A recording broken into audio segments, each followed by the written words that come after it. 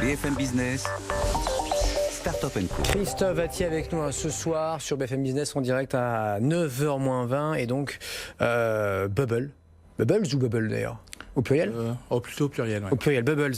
Ça s'appelle toujours Bubbles, hein, vous étiez venu nous voir il y a 4-5 ans, mais le métier a changé. Vous avez un peu switché, là, vous êtes parti vers une solution. À la base, c'était du hardware, hein, c'était vraiment une belle bulle là, qu'on posait chez soi ou dans un bar, un restaurant pour recharger son smartphone. Et aujourd'hui, c'est un peu plus compliqué quand même. Un peu plus malin, on va dire. Disons qu'on fait maintenant du service et en fait, je fais le plus beau métier du monde parce que je donne du pouvoir d'achat aux Français. Alors je fais ça. Mais comment ? encore. Ouais. Comment je fais ça ? En fait, on a développé une plateforme qui permet vous avez une chance sur 10 quand vous faites vos courses dans les magasins de ne pas payer vos achats. Pas payer du tout ? Du tout. Ok.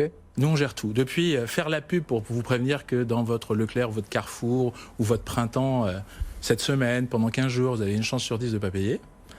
Vous faites vos courses, vous passez en caisse, vous montrez un code et instantanément, vous savez. Et ça crée de l'émotion chez les gens. Par exemple, on a une personne sur 10, quand elle gagne, elle fait un bisou à la personne en caisse. Parce que quand vous gagnez 100 €, ça vous arrive pas souvent de gagner 100 € comme ça. Nous, on fait gagner des centaines et des milliers de Français tous les jours. Bon, qui paye ça, forcément? C'est votre client, c'est pas vous? Ah non, c'est pas moi. Ouais. Non, c'est l'enseigne. Les enseignes avec lesquelles on travaille. Nos principaux clients sont les enseignes en grande distribution alimentaire. C'est Leclerc, c'est Auchan, on a un contrat national avec eux, c'est Intermarché, voilà, on a pas mal de grands comptes. On parle de drive to store. Hein, mais... Alors nous, on n'appelle pas ça drive to store. Non, c'est pas ça chez vous? Non, on appelle ça drive to purchase.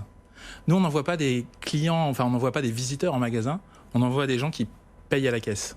Donc c'est drive to purchase. Et on envoie beaucoup de gens. Pour vous donner juste un chiffre, quand on dépense 600 € d'achat média pour dire dans un magasin, on fait 100 000 € de chiffre d'affaires supplémentaire. Parce que une chance sur 10, ça fait venir les gens. Et puis ça fait acheter beaucoup plus. Augmentation du panier moyen, 75% en moyenne. Vous en mettez plus, vous vous dites que vous n'allez peut-être pas le payer. Bon, ça c'est votre solution aujourd'hui, Christophe. Mais du coup, comme vos clients sont retailers, distributeurs, dans la grande distribution, pour faire simple, vous avez aussi, à travers l'Institut de sondage, là, sondé les Français pour voir un petit peu ce qu'on pensait de ces magasins qui tentent de se réinventer, hein, mais qui souffrent quand même face à ces discounts, face à la Fnac, Darty, la Redoute, et surtout, il faut bien dire évidemment, face à Amazon. Ça, jusque-là, on n'a pas dit grand-chose. Qu'est-ce qui ressort de votre enquête, Christophe? Racontez-nous là.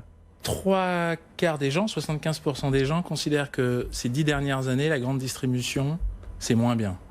Et 3/4 d'entre eux pensent que pour les 10 prochaines années, ça sera encore pire. Donc du coup, une fois qu'on a fait ce constat-là, on leur a posé la question, mais ça serait quoi faire mieux? Et en fait, pour les millénials, c'est-à-dire les moins de 25 ans, plus de 60% d'entre eux disent « Enchantez le parcours client, faites-nous rêver ». Et c'est ce qu'on fait. Une chance sur 10 de ne pas payer ses courses, croyez-moi, ça enchante le parcours client. Et c'est ça que les gens ont besoin. En fait, la grande distribution, ça va rester. On va tout le temps avoir besoin d'aller faire ses courses. Ça ne va pas changer. Par contre, le format, la manière de faire, les produits, la manière de le vivre, tout ça, ça doit changer.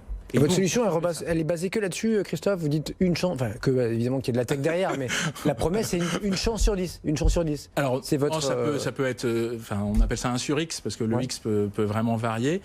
Mais le plus efficace, c'est en général une chance sur 10. Entre le coût de rembourser et le fait que ça fasse venir beaucoup de personnes, 1 sur 10, c'est le meilleur. Et c'est en marque blanche, j'imagine, c'est-à-dire que c'est la promesse de Darty, c'est pas vous, Christophe, Bubbles. Sinon, on pourrait dire, ça c'est une arnaque, je réponds pas. Quoi. Exactement. Et d'ailleurs, au tout début. Alors qu'on fait confiance à Decathlon. Si c'est Decathlon qui me dit, tiens, monsieur Quadon, vous avez une chance sur 10 de repartir avec votre panier. Decathlon, c'est un de nos clients. Ouais. Effectivement, quand Decathlon vous dit, moi je vous assure que vous allez avoir une chance sur 10, les gens croient Decathlon.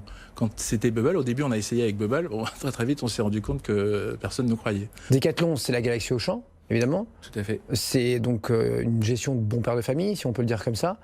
Quand vous venez les voir en disant tiens, vous allez offrir le panier de un client sur X, ils sourient, ils font allez chiche, on teste. Comment ils prennent ça là? En fait, la première fois que je vois une enseigne, je lui donne mes chiffres. Je lui dis voilà, ça coûte tant, ça rapporte tant, c'est très rentable. En général, personne ne me croit. J'ai des chiffres qui sont vraiment importants. Donc je leur dis, c'est facile. Avec notre plateforme, vous testez dans n'importe lequel de vos magasins la semaine prochaine. Donc essayez, vous verrez bien. Et ils voient le ROI.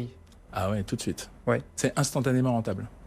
Donc, du coup, Et votre barrière à l'entrée alors? Parce que pour Bubbles, enfin pour Bubbles, pardon. Bubbles, c'est autre chose. C'est les bateaux volants.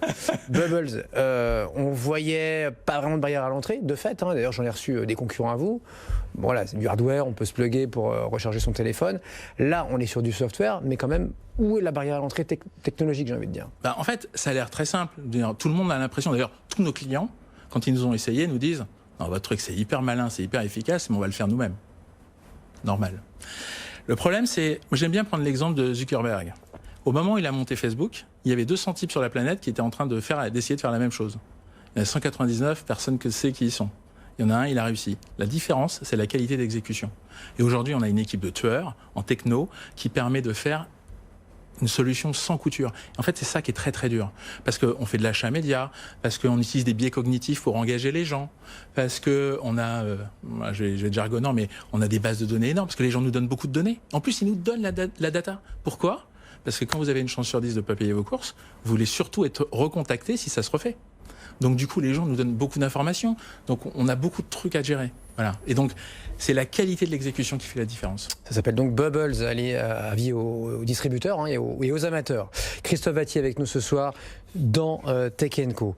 On sera à New York dans un instant avec un investisseur chinois qui remet au pot là, enfin qui relève un fonds de plus de 300 millions d'euros pour, entre autres, la French Tech, mais pas que. Mais d'abord donc cap sur l'Asie, Tech Asia, Lorraine Goumeau.